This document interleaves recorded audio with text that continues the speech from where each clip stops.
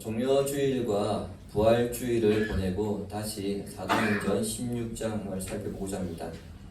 16장은 2차 선교 여행이 시작되는 지점인데 15장 마지막에서 우리는 바울과 바나바가 두 번째 선교 여행을 앞두고 싸웠던 이야기를 보았습니다.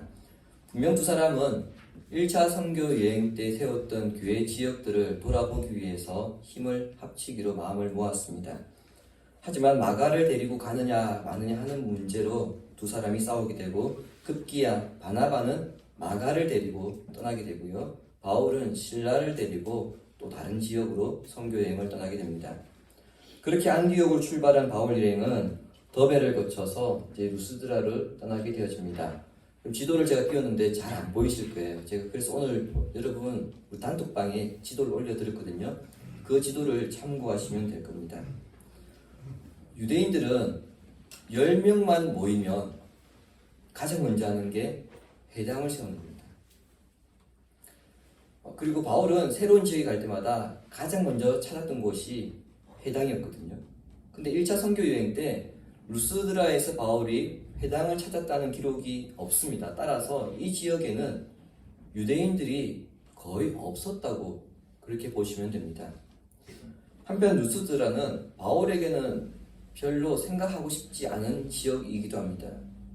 안전뱅이를 일으키는 기적으로 바나바와 함께 제우스와 헤르메스라고 그렇게 추앙받았는데 이고니온에서 넘어온 유대인들의 선동질에 넘어가서 바울이 죽을 만큼 돌에 맞았던 곳입니다.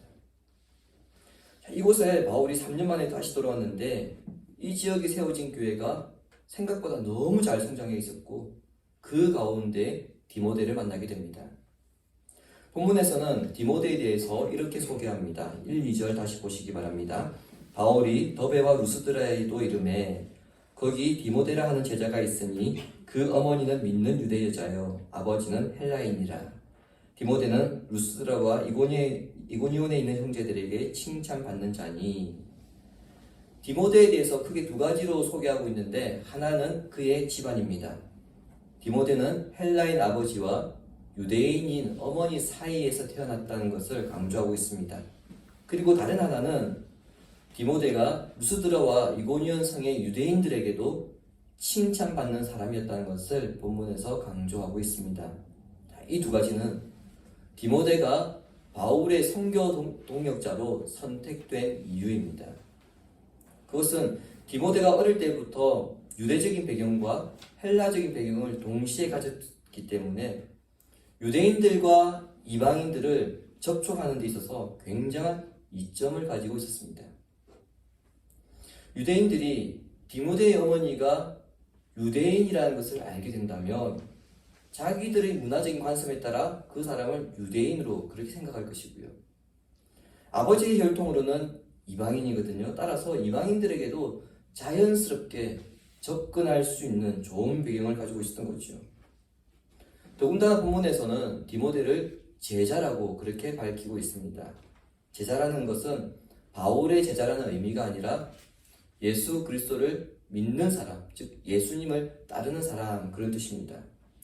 뿐만 아니라 인근 지역까지 칭찬받는 사람, 즉 평판이 좋은 사람으로 소문이 나 있습니다. 루스드라에서 이고니온까지 거리가 대략 20km 정도입니다. 여러분, 디모데가 이고니온에까지 평판이 좋은 사람으로 그렇게 알려져 있습니다.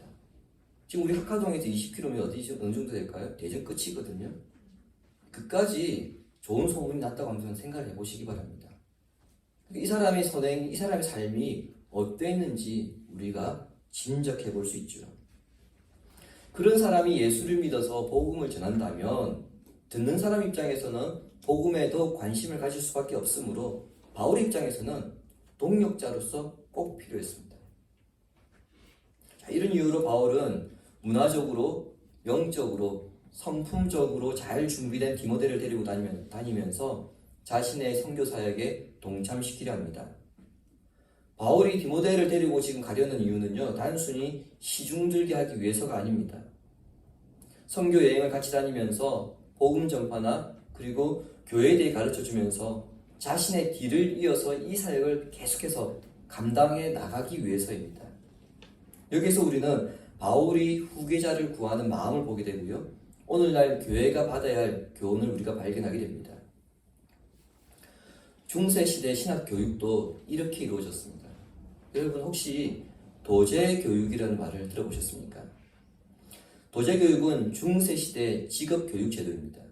근데 이게 산업뿐만 아니라 신학에서도 동일하게 적용되었습니다. 오늘날은 목사가 되려면 어떻게 해야 됩니까? 목사가 되려는 사람을 교회에서 가르치는 것이 아니고요. 신학교로 보냅니다. 신대원으로 보내죠. 거기서 3년간 목사 후보생으로 양성시킨 다음에 졸업하면은 교회에서 전임 사역자 과정을 발견한 다음에 그 다음 목사 안수를 줍니다. 그러나 도제교육의 제도에 의하면요, 교회 안에서 목사가 되려는 사람이 있다고 한다면 먼저 그 사람의 소명을 확인합니다. 그 다음에 교회의 목사로부터 목사로서 갖추어야 될 자질과 소양을 배우게 합니다. 몇 년이냐? 기간이 없습니다. 그러니까 수련 기간 동안에 목사로서의 자질을 계속해서 배워가면서 교회는 그 자질을 확인하는 거죠. 그래서 교회가 인정을 하면 목사로 청빙을 하고 그 담임 목사의 후임 목사로서 이제 계속해서 그 교회를 목양하게 됩니다. 자, 그렇게 본다면 바울이 디모데를 선택하여서 지금 데리고 다니는 이유는 무엇입니까? 디모데를 목회자로 양성하기 위한 과정이라 그렇게 볼 수 있습니다. 그런데 오늘날 우리는 어떻습니까? 후임 목사를 청빙할 때에 어떤 과정을 거치나요? 세습을 하든 아니면 담임 목사의 영성이나 성품을 고려한다고 하지만 그것은 문서상이고요. 그 실제로 문서상이고 스펙에 의한 청빙을 한 것이 오늘날 현 실정입니다. 더 안타까운 것은 전임 목사의 실망한 모습과 반대되는 사람을 후임 목사 때 청빙을 합니다. 그리고 그 후임 목사가 왔는데 또 이 모습에 실망을 한다? 그럼 그 반대되는 모습을 청빙하는 것이 오늘날의 현 실정입니다. 하나님의 일은 한 사람에 의해서 이루어진 것이 아니라 지속되어야 하기 때문에 그 대를 이을 사람이 필요합니다. 그렇기 때문에 교회는 목사를 청빙할 때에 그 목사가 어떤 사람인가 이것을 엄격하게 엄중히 따지는 것도 중요하지만 지금까지 우리 교회가 지켜왔던 방향성 그리고 사역들을 확인하고 이 방향성, 이 사역들을 계속해서 지속해 나갈 수 있는가? 실력은 말할 것도 없고요. 영적으로, 성품적으로 검증해야 합니다. 그 다음에 청빙을 해야 합니다.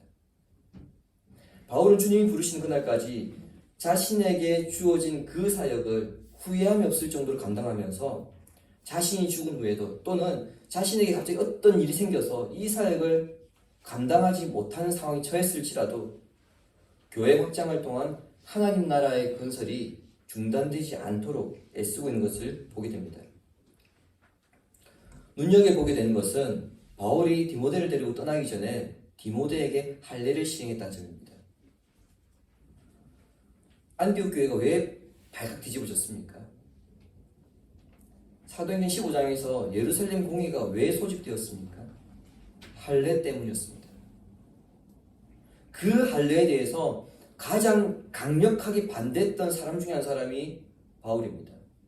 그런데 그런 바울이 지금 선교 여행을 본격적으로 떠나기 전에 디모데에게 할례를 행하고 있는 것을 우리가 보게 됩니다. 이것을 도대체 우리 어떻게 이해해야 하는가? 할례를 가장 반대했던 사람이 할례를 행하고 있다. 여러분 어떻게 우리가 받아들여야 될까요? 근데 여기서 오해하면 안 되는 것은 바울은 디모데에게 구원을 받지 못했기 때문에 할례를 시행하고 있는 것은 아니라는 점입니다. 이거 오해하시면 안 됩니다. 디모데가 구원을 받지 못했기 때문에 할례를 시행하는 것이 아니다. 안디옥 교회에서도 그랬고요. 예루살렘 공회에서도 그랬고요. 바울은 한결같이 할례를 통한 구원의 부당성에 대해서 주장했습니다. 이 입장은 바울이 변함이 없습니다. 그럼에도 바울이 할례를 시행한 것은 유대인들에게 복음을 효과적으로 전하기 위해서였습니다. 할례를 받는 것 자체는 문제가 아닙니다. 이거 오해하지 마십시오. 할례를 받는 것 자체는 문제가 아닙니다. 그것은 유대인의 전통이고 문화이기 때문입니다. 그런데 그 할례를 구원과 결부시키면 그때부터는 문제가 됩니다. 할례가 구원과 결부될 때는 그때부터는 문화나 전통이 아니고요. 신앙의 문제가 되기 때문에 신앙의 문제가 됩니다. 할례 받지 않은 것이 복음을 증거하는데 방해가 된다면 나는 기꺼이 할례를 받겠노라. 그 장애가 복음의 본질이 아니라면 나는 그것을 언제든지 벗어버리겠노라. 이것이 바울이 우리에게 주는 가르침입니다. 이것을 이해하지 못하면 교회에 들어온 사람을 오히려 교회 밖에 내보내는 일이 벌어집니다. 하나 예를 들어볼까요? 지금으로부터 17년 정도 전 때입니다. 제가 부산에서 전도사를 갈 때인데 그때 새 가족들을 제가 불신자들 교회에 초청해서 이 사람들에게 교회에 대해서 소개하는 프로그램이 있었습니다. 교회에서 식사 대접을 하거든요. 불신자들이 식사를 하고 나면 자연스럽게 뭘 꺼냅니까? 담배를 꺼냅니다. 근데 여기가 교회당이라고 하면 사실 잊어버리고 담배를 꺼내요. 그러면 보통은 어떻게 합니까? 피시면 안 됩니다 그러잖아요. 근데 그 교회에서는 이제 접대를 했던 섬겼던 집사님들이 다 라이터를 가지고 있습니다. 그래서 불신자들이 담배를 물면은 피시면 안 되고 아니고 그냥 불을 붙여줬어요. 놀라운 일 아닙니까? 교회당 안에서 담배 냄새가 퍼지고 있습니다. 그게 본질인가요? 아니라는 겁니다. 정말 본질은 저 사람이 예수를 믿게 하는 것. 그래서 그 사람을 받아들이기 위해서 이게 본질이 아니라면 우리는 모든 것을 내려놓겠다. 그것을 교회가 보여주었습니다. 새로운 사람이 교회에 왔을 때에 또는 신앙이 연약한 사람이 교회에 왔을 때에 구원의 중요성을 가르치는 것이 아니고 우리 교회는 지금까지 이렇게 해왔으니까 당신들 이 규칙에 따라야 합니다. 그것을 중요하게 여기도록 하고 그것을 먼저 강조하고 가르치게 한다면은 교회에 대해서 그리고 복음에 대해서 거부감을 가질 수밖에 없습니다. 그러므로 바울이 디모데에게 왜 할례를 행하였을까? 이 이유를 깨닫게 된다면, 생각해보게 된다면 바로 자기 자신의 모습을 보게 됩니다. 나는 내가 복음을 전하는데 나에게 장애가 되고 있는 모습은 무엇인가?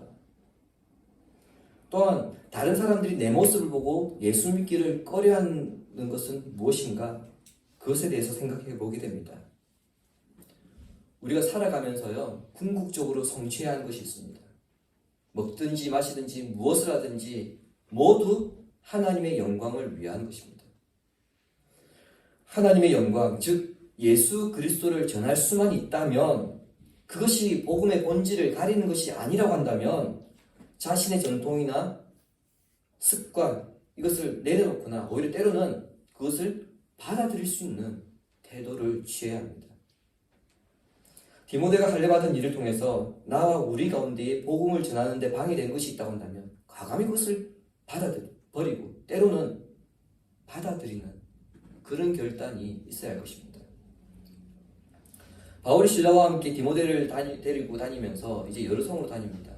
놀라운 일이 벌어집니다. 바울과 디모데가 그리고 신라가 규례들을 가르치거든요. 그리고 그 규례들을 지키게 하거든요. 그런데 규례를 가르치고 지키게 했더니 오히려 믿는 자 수가 더 늘어나더라는 겁니다. 우리 성경에 규례라고 그렇게 번역되어 있는데 이 헬라어 단어가 가결하다라는 동사의 명사형입니다.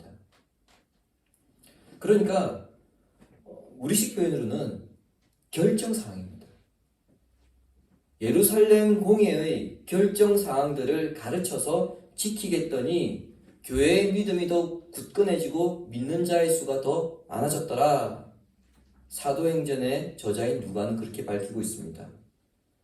믿음이 굳건해졌다는 것은 신앙이 확실해졌다는 것이고 신앙의 뿌리가 깊어졌다는 의미입니다.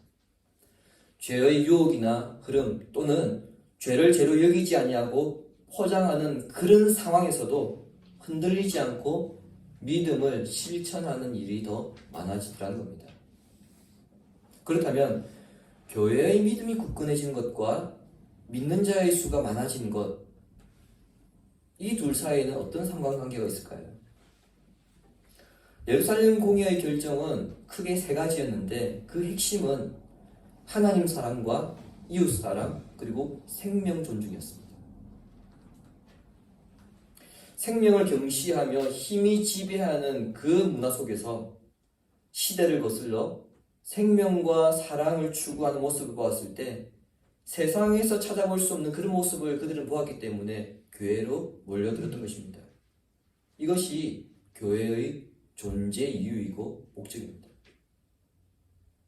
이렇게 바울과 실라 그리고 디모데가 루스드라와 이고니온, 비시디 안디옥을 거쳐서 계속해서 복음을 확장해 나가고 있을 때에 하나의 문제가 발생합니다. 6절과 7절 보시기 바랍니다.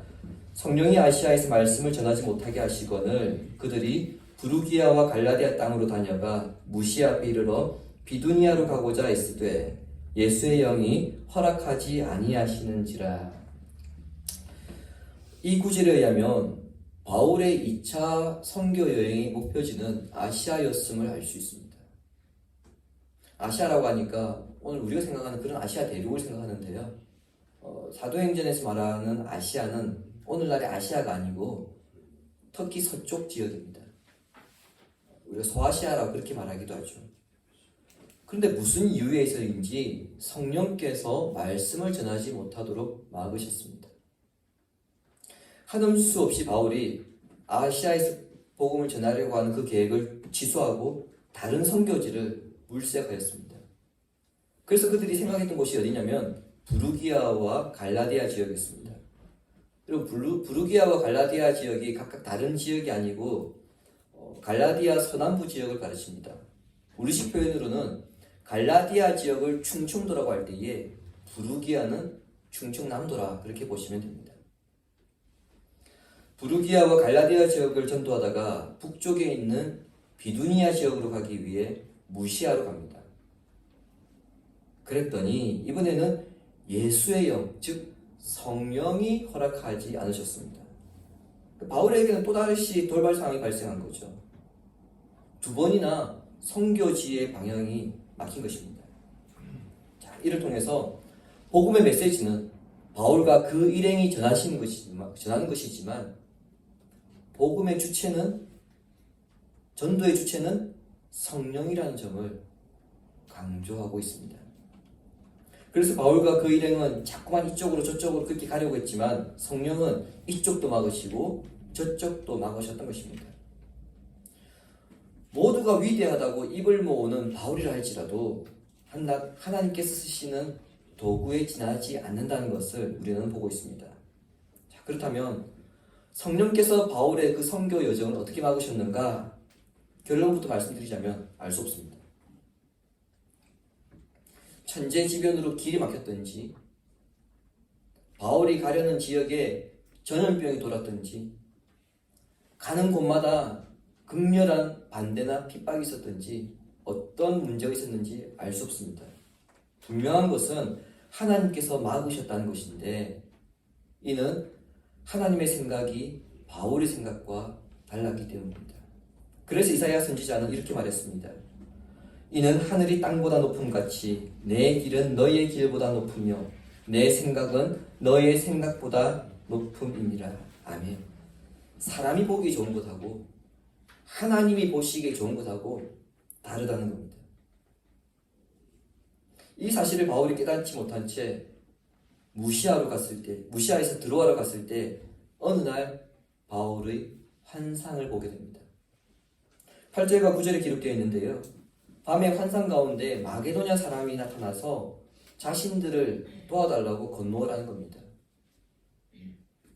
밤에 봤다고 하니까 얘 꿈 꿨네 그렇게 생각할 수 있는데 꿈과 환상은 다릅니다. 꿈은 자연스럽게 무의식적으로 꾸는 거죠. 거기에 내 의지가 어떻게 관여될 수가 없습니다. 그래서 여러분 꿈 꾸고 난 뒤에 어떤 생각합니까? 한번 내가 그때 한번 뛰어내려 볼걸. 어차피 꿈인데 그런 생각 하잖아요. 근데 환상은 잘 때 보는 것이 아니라 깨어있을 때 보는 겁니다. 자신의 의식이 분명합니다. 마게도냐는 지금의 유럽입니다. 그리스 쪽이거든요. 바울은 아시아, 즉 터키 쪽으로 가려고 했는데 성령께서 바울의 길을 막으시고 환상을 통해서 그리스 쪽으로, 유럽 쪽으로 가게 하신 것입니다. 바울처럼 뭔가 일을 계획하고 해 나가려고 하는데 나의 의지와 상관없이 일이 그냥 탁 막혀버리고, 한편으로 전혀 생각지 못한 일들이 펼쳐질 때 도대체 내가 어느 길로 가야 할까, 이런 선택을 해야 하는 상황을 우리가 만날 때가 있습니다. 그때 성도라면 누구나 기도합니다. 하나님, 어느 쪽입니까? 어디로 가야 합니까? 회사 3개가 붙었는데 A, B, C 중에 어디로 갈까요? 대학이 3군데 붙었는데 하나님 어느 대학입니까? 그때 하나님께서 그래 A, 그래 너는 이번에 그 대학으로 가, 이렇게 우리에게 음성을 말씀해 주시면 참 좋겠는데, 여러분 경험해 보셨잖아요. 하나님께서 그렇게 말씀하시던가요? 그런 경험 못 해보셨을 겁니다. 그럼 여러분 믿음이 없어서입니까? 그렇지 않습니다.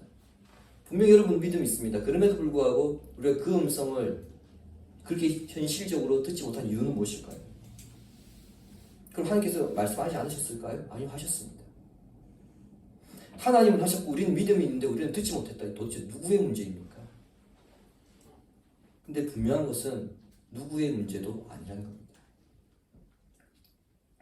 길이 나뉘었습니다. 선택을 해야 한 상황입니다. 그때 우리가 해야 될 것은요, 성령께서 주시는 지혜를 구하는 것입니다.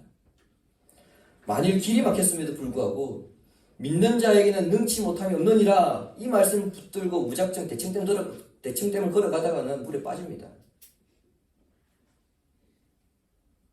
길이 막혔으면 거기서 고민을 해야 합니다. 하나님, 돌아가야 할까요? 아니면 그럼에도 불구하고 수단과 방법을 가리지 말고 밀고 나가야 할까요? 고민을 해야 되고 기도해야 합니다. 믿음만이 만능이라 생각하고 무작정 밀고 나가는 것보다 하나님의 뜻을 분별하여서 그 뜻에 순종하는 것이 더 지혜롭고 성숙한 성도입니다. 때로는 길이 막힌 것 같거든요. 근데 주위를 둘러보면 막다른 길에 피할 길이 있습니다.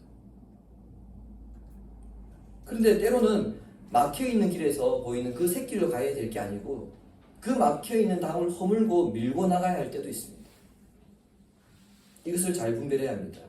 어떻게 분별해야 하는가? 간단하게 4가지로 말씀드릴 수 있습니다. 먼저 성경 말씀을 통해 우리가 분별할 수 있습니다. 설교를 듣다가, 아니면 여러분이 개인적으로 성경을 읽어 나가다가, 또는 성경 새벽 묵상을 듣다가 개인적으로 이것이구나, 그렇게 깨달을 때가 있습니다. 두 번째로 기도를 통해 분별할 수 있습니다. 새벽이든 아니면 또는 밤이든 여러분이 개인적으로 조용한 시간에 집중해서 기도하는 가운데 내가 어떤 문제를 놓고 기도할 때에 내 마음 가운데 평안이 오거나 아니면 강한 확신이 들 때 그것을 가지고 결정하면 되게 후회하지 않습니다. 세 번째는 주변 사람들의 조언을 통해서 우리가 분별할 수 있습니다. 바울이 환상 가운데에 마게도냐 사람의 부름을 받았던 것처럼 내가 만나는 사람들의 어떤 행동이나 말 가운데에 하나님께서 주신 그 뜻을 발견할 수 있습니다. 내가 어떤 문제를 놓고 고민하고 기도하고 있었는데 그 문제에 대해서 누군가 나에게 조언을 할 때, 때로는 아무 생각 없이 그 사람을 이야기했는데 그것이 내가 기도했던 제목과 연결이 될 때에 그것이 하나님께서 간접적으로 주는 메시지일 수 있습니다. 마지막으로 환경의 변화를 통해 분별할 수 있습니다. 바울이 아시아로 가는 길이 어떤 환경적 요인에 의해서 분명하게 막힌 것은 확실합니다. 마찬가지로 장애물이 생겼든지 아니면 병이 났든지 또는 진로가 막힌다든지 사람과의 관계에 있어서 문제가 생긴다든지 바로 그 시점에 우리는 하나님의 뜻을 발견할 수 있습니다. 왜 갑자기 이런 일이 일어났을까 하는 점이죠. 정말 하나님 뜻이라면요, 제가 4가지 말씀드렸는데 4가지 가운데 꼭 한 가지만 나타나지 않습니다. 복합적으로 나타납니다. 따라서 성령께서 주신 지혜를 통하여서 그 상황들을 종합하여서 분별할 수 있어야 합니다. 그러나 그보다 더 중요한 것이 있습니다. 바울이 아시아에 대한 뜻을 접고 마게도니아로 즉시 가려고 준비했던 것처럼 내가 여러 상황들을 종합하여서 성령의 지혜를 통해서 뜻을 분별했을 때 그 다음 정말 중요한 것은 뭐냐면요, 그 뜻에 순종할 수 있느냐 하는 것입니다. 분명히 기도하는 가운데의 모든 상황들은 이쪽을 가리킵니다. 근데 내 마음은 계속해서 여기를 가고 싶습니다. 그때 여러분 더 갈등하잖아요. 중요한 것은 무엇입니까? 그 상황대로 가는 겁니다. 순종하지 않는다면 그 지혜는 아무 의미 없기 때문입니다. 주님이 사랑하신 성도 여러분, 다윗은 노년에 자신의 인생을 돌아보면서 이렇게 고백하였습니다. 사무엘 22장 37절 우리 함께 읽겠습니다. 내 걸음을 넓게 하셨고 내 발이 미끄러지지 아니하게 하셨나이다. 아멘. 한 번 더 같이 읽을까요? 내 걸음을 넓게 하셨고 내 발이 미끄러지지 아니하게 하셨나이다. 아멘. 다윗의 인생에는 막다른 길이 여러 번 있었습니다. 그 길 끝에서 나는 이제 죽었구나 그런 생각이 들 때 다윗은 때로는 정면 돌파를 하게 됐고요, 때로는 정면 돌파보다는 오히려 길을 피해서 가기도 했습니다. 도저히 갈 바를 알지 못했을 때 기도하고 여러 상황들을 통해서 하나님 뜻을 찾고 그리고 깨달은 지혜대로 다윗은 주저하지 않고 순종하며 나아갔습니다. 때로는 그 순간 실패한 것처럼 느꼈을 수도 있습니다. 예를 들어서 압살롬이 반란을 일으켰을 때 다윗은 우리가 새벽 묵상 봤잖아요. 전투 준비를 하는 것이 아니라 압살롬이 반란을 일으켰다는 그 말 듣자마자 다윗의 행동은 그냥 도망갔습니다. 성을 비워놓고 도망갔습니다. 어쩌면 세상으로 봤을 때 그것은 무모한 행동이죠. 근데 결국 궁극적으로는 무엇입니까? 다윗의 승리였습니다. 왜 여러분 다윗이 하나님 뜻을 깨달았을 때 즉시 순종했느냐? 자신의 인생 가운데 경험했습니다. 방금 읽었던 이 말씀, 하나님께서 내 발걸음을 보호하시고 늘 지키셨다. 내가 어떤 선택을 하더라도 그것이 하나님께서 주신 지혜로 한 선택이라고 한다면 비록 지금 이 시점에서는 이것이 실패한 것처럼 보일 수 있지만 그러나 궁극적으로는 하나님께서 승리하게 하실 것이다. 그것을 그 평생에 경험했기 때문입니다. 또한 이것은 자신의 인생에 하나님께서 강력하게 개입하셨음을 인정하고 있기 때문에 말할 수 있습니다. 자신의 삶이, 즉 여러분의 삶이 오직 하나님의 영광을 위하여 살아가는 삶이라고 한다면, 내 삶이 하나님께 영광을 드리기 위한 그런 삶으로 내가 쓰임받기고 난다면 여러분의 삶의 길에도 하나님의 간섭하심은 끊임없이 나타날 것입니다. 때로는 나의 계획이, 나의 길이 막힐 수 있습니다. 그러할지라도 또한 내가 가야 할 길이 빠른 길 놔두고 둘러가야 하는 길일 수도 있습니다. 또한 내가 가야 할 길이 전혀 생각하지 못했던 그런 길일 수도 있습니다. 그러나 이 모든 상황이 하나님의 손에 의해서 일어난 것임을 기억하시고 성령의 인도하심 집중하여서 그 길을 선택하시고 그 길에 순종하시기 바랍니다. 하나님께서 내 길을 인도하시는가 막으시는가, 지금 내가 이 일을 하는 것이 하나님이 정하신 때인가 아닌가 분별하시고 깨달은 뜻에 대해서는 주저하지 말고 즉시 행동하시기 바랍니다. 바울이 마게도니아를 향해서 즉시 출발한 것처럼 삶 가운데에 주의 뜻을 깨닫고 주께서 열어주시는 인생의 길을 통해 늘 하나님의 영광을 드러내는 성도가 되기를 성부와 성자와 성령의 이름으로 축원합니다. 아멘.